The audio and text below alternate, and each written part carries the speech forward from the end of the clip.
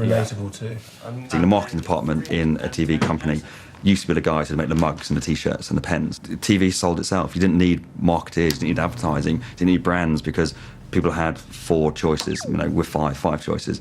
But really, there wasn't a huge amount of choice. So it just sold itself. And I think as you've got more choice, all those advertising, branding, marketing tricks are becoming as important as the programmes themselves. I know the lawyers were a little... You really have to keep investing in your brand to make sure that night after night after night, it is Channel 4 that people are going to. If you don't do that, there's hundreds of channels, hundreds of websites, there's hundreds of different leisure opportunities that people have, and you just mustn't ever be complacent enough to think that people are naturally going to gravitate towards you, because they won't.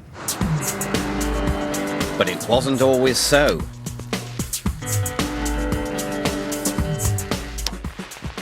BBC One. In the old days, TV meant a box in the corner of the room that had a captive audience.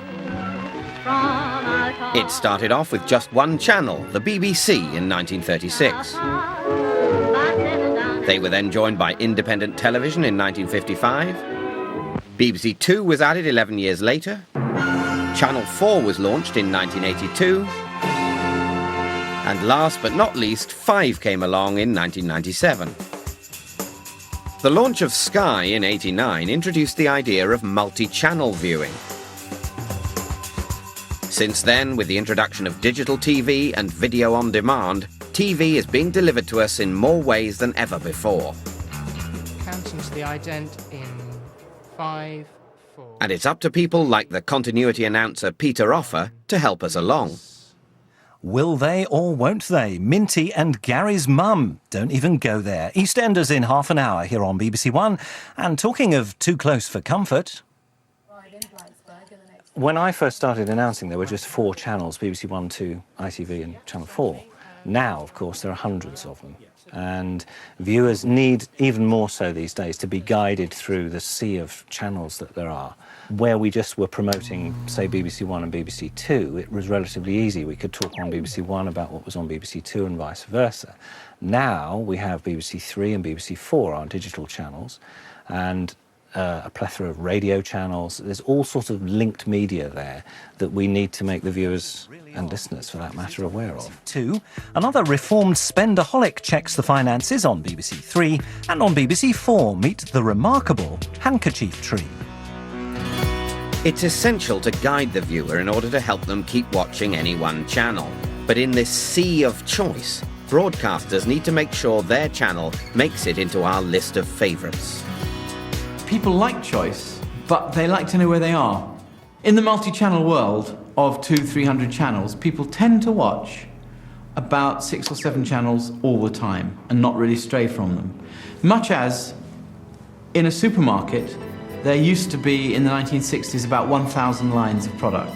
There are now typically 20, 30, sometimes 100,000 lines of product in a large supermarket.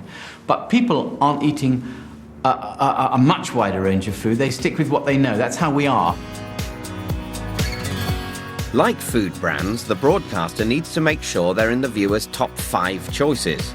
To do that, they've come up with a way that allows channels to be recognised quickly and easily. These are known as idents.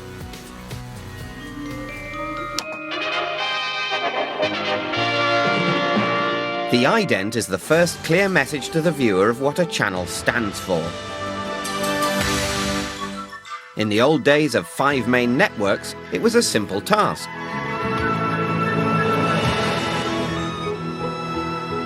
These days, the ident is one of the strongest visual representations of a channel.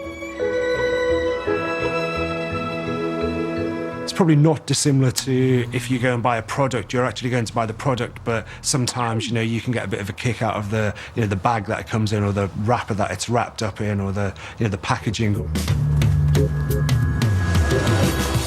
But it's not enough to just display the name of the channel. The ident now has to offer much more.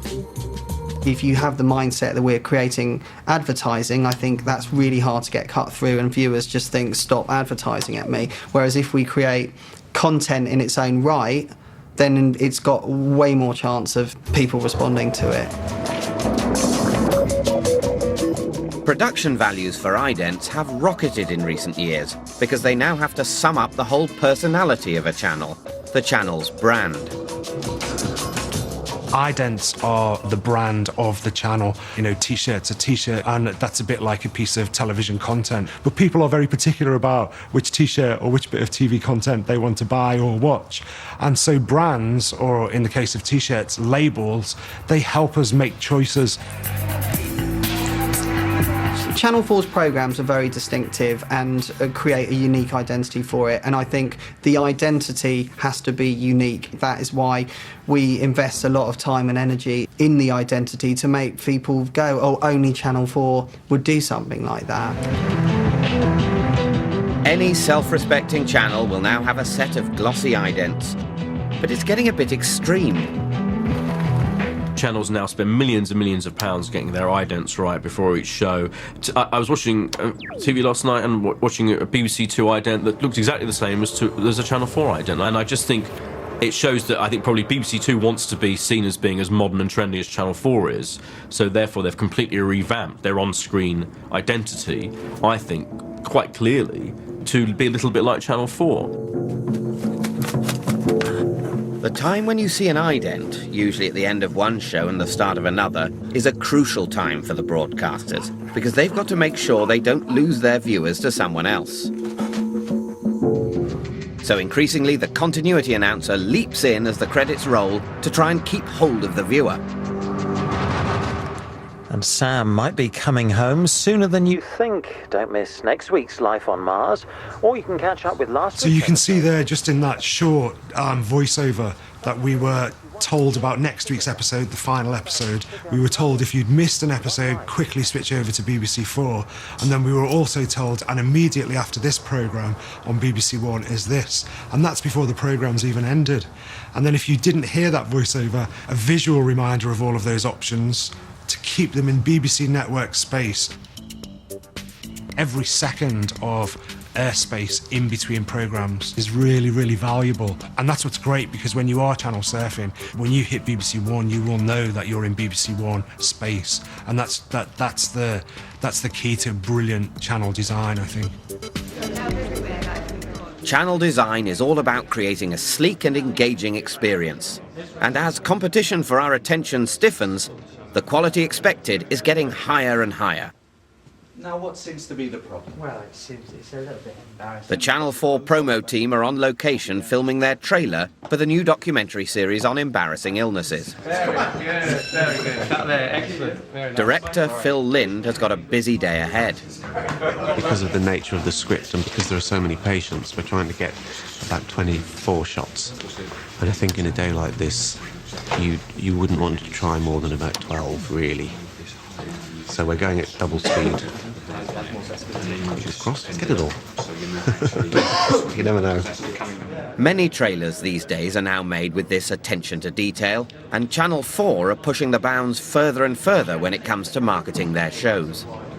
Sometimes we're actually creating our own sort of mini film to set something up. You might take a drama like Desperate Housewives or Lost, which are in themselves, very, very high rating, very good quality programs. But some people might say, well, that's enough, and take those and cut promos from them, as we do with some programs. But for instance, with Lost, we went to Hawaii and we actually shot with the cast on a beach, which was all very theatrical. It was like they were all wearing ball gowns that were all sort of like torn, as if they'd just been in sort of like a plane wreck with huge planes burning in the background. And, again, it was sort of setting a tone of something to actually create a real sense of event about something. All of us are guilty. All of us are guilty. All of us. Huge amounts of money go into promoting big shows like Lost, because these can pull in large numbers of viewers. When it comes to winning an audience, the choice of content is key. The most important thing is the actual content. Viewers will vote with their remote controls. If they don't like the show, they don't like the programme, they're not going to watch. They will turn it off. They will go and choose one of the other channels. If broadcasters choose the right programme, it can help define a channel. So it was no surprise that after the success of Lost on Channel 4, Sky One bought it for £1 million an episode. The brand new third series of Lost, now found on Sky One. Why did we go after that show? Because it's a fantastic show. It is the best drama on TV. And Sky, as a platform, wants to have long-term relationships with our customers. We're in 8.5 million homes. We want to stay in those homes. We want people to love their Sky. And to love their Sky, we've got to give them great brands, great TV. If you are watching this film, you may already know the new series of Lost found on Sky One. Every week we bring 1.5 million people into Sky One to watch Lost, and that way we can then give them the messages about all the other great things that we have. It makes them think differently about Sky One.